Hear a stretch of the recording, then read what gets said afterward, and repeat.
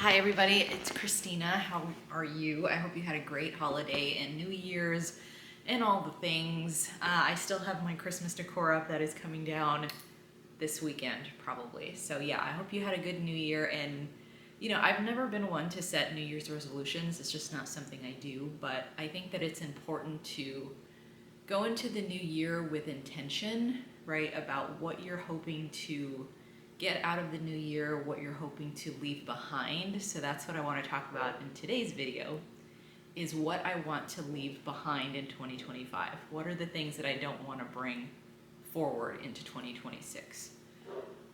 Let me get my pit bull though, because she is barking.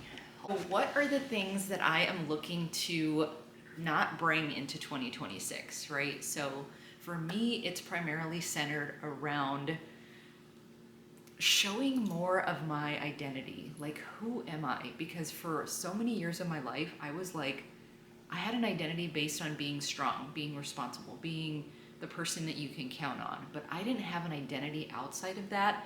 And so here I am in my 40s, right, trying to cultivate that, trying to share that with others, because I don't want to just be put in a box, right? I don't want to be just this thing. I want to be multifaceted. I want to be really, really unique and different, and just have people think about you, and they have so many different things that go off about a person, right? So that's where I want to be. I don't feel like I'm there yet. So what I'm leaving behind, leaving in 2025, is playing small. And I think I've done that my whole life, because I've always kind of been somebody that doesn't truly show my personality because I'm worried about what it's going to look like for the other person. So I am a huge Seahawks fan. And I was debating wearing this or not, because I'm like, I don't want, what if somebody's another fan and they don't like the Seahawks? So, I'm just trying to move on past that. And again, I'm in my 40s and I'm still dealing with this stuff. So, embarrassing or humiliating or whatever you think that is, I think it's just growth, right? It's me growing, me going to the other side of this, to where I can say, you know what, this is a part of me, and they're doing really well. So, I have to enjoy that. And yeah, this is a part of me. So ultimately, if I'm sharing myself and I'm sharing me with other people, they need to see all of me, and this is a part of me. So that's, again, what we're leaving behind is playing small, not feeling confident, not feeling okay in just showcasing myself, being worried about what other people are going to think, or and I think that actually getting older, and people always say this, like, as you get older you care less about what other people think, and that's true. I feel like for me, it's definitely, as I'm getting older, it's definitely happening. I still fall into old patterns again with people pleasing, and in that regard, like, for me, I absolutely dislike people that are one-uppers, right? So you're telling a story or you're excited about something, and then they're just like, oh yeah, well, so I tend to err on the side of like undersharing, so that I don't come off as being a one-upper, or it's kind of strange, but like, I have this trip coming up, right? And I'm so excited about it. I'm going to Bali for 13 days. I can't wait, because my birthday is this month, a birthday month in January. And if you have a January birthday, you know how hard it is, because you're coming right off of Christmas. Everybody's broke. It's cold. Usually a lot of people are sick. People just don't want to do stuff. Everybody's in dry January, which is fine, because I don't really drink anyways. But yeah, it's an interesting month to have a birthday. Like, I feel like December might be a little bit harder, but January is right up there as well. So usually I take a trip on my birthday. It's just the way that I can celebrate myself. I haven't done that in probably the last 5 or 6 years. So this is the year that I'm getting back into it, right? Because again, I'm leaving behind things that don't serve me, that are not in line with what I love. And I love being somewhere else, somewhere new, a new country, on my birthday, that I can wake up and say, wow, I'm here. I'm not working, right? I'm not dealing with all these other things. I am just enjoying the travel and enjoying my birthday and turning that year older. So really excited about that. But I literally haven't told any of my friends, because one of my friends just got engaged and she got back from Australia. So there's a part of me that says, I don't want to sound like I'm trying to top, what you're doing. And I have to get that out of my head, because this is something I'm excited about, that I want to share, but I still feel like there's a little bit of hesitation holding me back to say, you know, I think I'm just really, something I've always been conscious about is not wanting to sound like I'm bragging for everything in my life, whether it comes to like financial health or financial literacy, or, you know, where I am financially, where I am, you know, just personally, and all this growth that I'm doing. Like there's a part of me that, yeah, that doesn't want to brag. Although what's interesting about that is being parentified, you're always working to try to prove your worth, right? So you would think that you would want to brag. But I think that the people pleasing aspect, so it's really interesting, right? It's very complex. So the people pleasing aspect, though, makes it to where I don't want to come off a certain way because I feel like people will dislike me if I come off that way. So 2026, what we're doing is, yes, we're going to do more of that. So I'm going to actually push past the uncomfortable feeling. And I think that's a big part of healing, is when you get comfortable in the uncomfortable, right? Because I think it's so easy for us to fall into our little comfort zones. I know it is for me, where I can just sit in my, you know, space and just be fine and kind of fall into these old patterns. But it is uncomfortable for me in some cases to be like, oh yeah, hey, guess what? I got this trip coming up, super excited about it. But I need to do more of that, because it's going to be that growth that gets me. And again, it's all muscle memory, right? So the more that we do these things, and the more, like right now, one of the things that I feel like I've done really well, and again, we're leaving it behind in 2025, is saying no to any of those, you know, if people ask you to do things and you just don't feel like, right as soon as they ask you in your stomach, you get this ball, right? Or you feel like this heaviness, then listening to your body. And that's something, again, that I've been doing for a few years now, and it has been working wonderfully. So we are leaving in 2025 that, you know, saying yes to everything. I am not a yes person anymore. So again, listening to my body, pausing, maybe it's like, oh, let me check my calendar, I'll get back to you, right? So usually before I had that immediate reaction of, absolutely, I'll be there. Tell me what to bring and I'm there. When now it's like, you know what, let me go ahead and check my calendar. I know we have, you know, work implementations going on that month, or I know, you know, my boyfriend's going to be working a lot, so I may have to cover with the kids or whatever, right? So something just to give you that pause, because that's super important. So that's also something, again, that I'm working on bringing into 2026 and continuing that. But yeah, I feel like not playing small is a big one, and that's the focus that I'm going to work on this year. So really cultivating my personality. Who am I now that I am not defined by all of these things that I used to be defined by? What does it look like?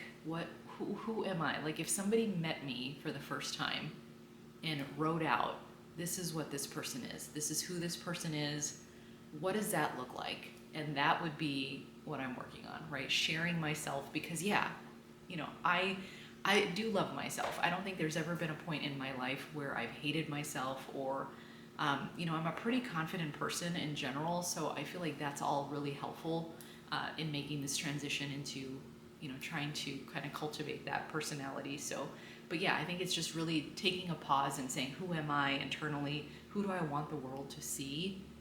And it's not about people pleasing anymore. It's about being truthful of who you are and having a voice, you know, being seen. Because again, for so many years I was behind the curtain, right? Where, you know, you kind of do everything you need to do, but you're not in the spotlight. You're, you know, so I feel like now this is better time than ever, and it's never too late to create that and become that better person. So leaving behind, again, in 2025, we're leaving behind saying yes to everything. We're leaving behind playing small. We're going to be cultivating our personality and really shining and showing who we are, because we are amazing just as we are. You know, we don't have to change anything. We don't have to produce. This is it, right? This is who I am as a person. And the people that don't like it, that's okay, right? We can't please everybody. That's another thing that I need to ingrain in my mind. We can't please everybody. There are always going to be people that don't like you, so it's just a matter of being truthful to yourself, feeling good about what you're giving the world, and yeah, and that's another one. So okay, last one. So what else am I leaving behind in 2025 is, and this is a hard one for me. So the mentality that I cannot rest without earning it, and I've talked about this a lot because this is a really hard one for me. Because I have all kinds of obligations. You know, I live in a house with 2 kids. We have I work full time. I also am working on a few side businesses and things. We have real estate, so there's a lot going on at any given time. And for me, it's just like, okay, I have to get all these things done, and I'm not the best with time management, honestly. So, I have to get better, and that's something that I want to leave behind, is feeling like I have to get everything done within a timeline that doesn't exist, right? A lot of these things that I'm doing don't have set timelines, but for me, I'm like, oh, let me, get this done as soon as I can. And that's not realistic, and it's not sustainable, right? I don't want to burn myself out. I want to make sure that I am, doing enough so that I can feel like I'm accomplishing my goals, but not to the point of burnout. So, and then also one thing that I'm going to try to implement, I haven't done it yet, and I probably might actually wait till I get back from vacation, just because, for me, and this is a little bit of perfectionism that's still kind of lingering, but I'm going on vacation for these 13 days, right? I want to make sure that I wrap up my work in a way that I feel comfortable walking away from it. I'm not one of those people that's like, oh, they'll deal with it. I'll be, sorry, bye, Felicia, right? That's just not me. I want to make sure that I'm leaving in a place that I feel like I got everything done. Not everything, and see, that's where the balance has to kick in, right? To where it's like, maybe I didn't get everything done, and the plan B, right? This is something that I recommend to everybody. So if you're type A, or you're one of those people that, has to have everything perfect, one solution that's worked for me that I've learned in therapy is you have a plan B, right? So maybe this is your plan A, where you get everything done, it's wrapped up in a bow, whatever, right? That's that. But you also have a plan B. So for some reason you don't make this one, you still have this one that is less, you don't have to work as hard, right? You can get just not the bare minimum, but just enough done to where you feel confident. So that's an option, right? So that way you're not holding yourself to this impossible standard, which I do myself. You have another alternative, right, to kind of help you out with that. So that's something that I will also be implementing, is the ability to just take it easy, focus on what I need to focus on. And so we'll see how this goes. I'll check in with you once I'm about to leave for Bali to see where I'm at. Is it frazzled, central, or how does my brain feel? So we'll see about that. But also giving myself, and this one's a hard one, but I hope you can keep me accountable, because I'm not sure if I'll be able to do it, but having like one day, ideally like once a week, where I can have a day that in the evening, because usually, again, I'm working full time, we have the kids, so I'm doing dinner and things, and my boyfriend works nights, he's a bartender, so he works at night, and then so, yeah, like, and then the nighttime, I'm working on other business stuff or side hustles, right? So there's a lot going on. So I think what I need to do is like one day a week, and then hopefully I can expand this over time, but give myself an evening where there's literally nothing on the docket, right? Of course I have to feed the kids, but nothing else, right? So if I want to watch a movie, if I want to go for a long walk, I can do that. Because right now there's really not, I don't give myself that. So even like Sunday, because I love football, so Sundays are football, right? But even on the weekends and those days, I'm still running errands, I'm still doing this, still doing that. So it still doesn't feel like rest, right? So more of that. So that's what I'm going to try to implement is, at the end of the day, at least one day a week, Monday through Friday, I will aim to just not have anything on the docket. I can do that. If I need to get things done, I can do that the next day, but this is my day to just rest. And I will look forward to that day if that happens. So I'll let you know how that looks. But yeah, so 2026, I'm excited for this year. There's something that feels really good about it. So we'll see how it goes. I'm excited to talk to you more. I will be filming in Bali, right? So you'll be able to see some Bali moments when I'm over there, which is going to be awesome. So yes, I hope you have a fantastic new year. I hope your January goes really well. Hopefully you're not sick, because I feel like a bunch of my friends are sick right now. But yes, I will see you next week, and I see you, and you deserve all the good things. Bye.